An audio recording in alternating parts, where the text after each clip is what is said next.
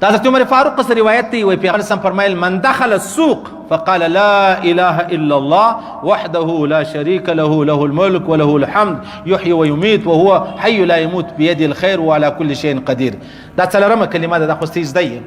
پیغمبر اسلام فرمایي چې کله یو سړی بازار لرالی، ترمذی شریف حدیث دی، بازار لرالی او د مسجد د مسجد چې وته د بازار دی، ته دا کلمه وایي څلورمه کلمه چې ودی ویله. پیغمبر اسلام فرمایي وای كتب الله له ألف حسنه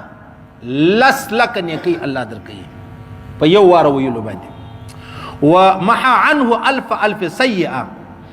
لس لك گناوی الله ستادر معافیه، ورفع له ألف درجه الله رب العزت لس لك درجه ستادر وړي. صحیح بازار لوته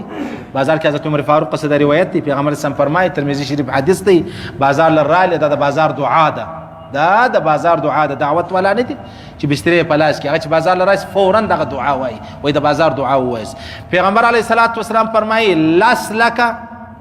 ګناوي ستا در معافي او لس لک ستا درجه در لوړي او لس لک نیکی دي. لس لک دا ما ته په چش پیدا کولای سو څونه اسانه خبره ده. بس دغه بازار چې وته دا وایي که ته وزمانه دې زده بیا سپاره را واخې مولوي صاحب لره ورسه ته ماته څلورمه کلمه چې دغه را زده ټیک شو. دا خبره پر دې ځای پاتې شو. بیا یو دوه صحابه او پیغمبر صلی الله علیه وسلم فرمایي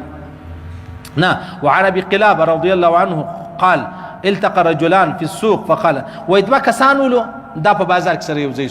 یو ځای شو ایو بل توي راسه یاره بازار کې ټول انسانان غافل دي ما ته استغفار وای استغفار صحیح سلو بس دې طرف ته سلو قرار استغفار وای چې وی وای خیر وخت تیرې بیا په دې کې عمر سلو چې مر سو بیا د بل په خوب ولیدي بیا پښتنه جنې وکړه الله سم عمله د سره وکړه دورته فقال علمت ان الله غفر لنا عشيه التقينا في السوق ويا رزما خو ګمان دا چې الله پر دې خبره وبخښه چې ما تاسو سره ملاو سو بیا ما تاسو استغفار وای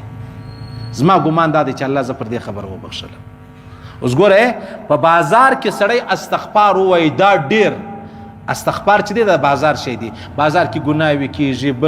بل هر غټه ګناه چې په بازار کې کیږي نو لہذا په دازه کې سړی استغفار وای او ډیر ثواب لري. ایو الک ما ته مولوی صاحب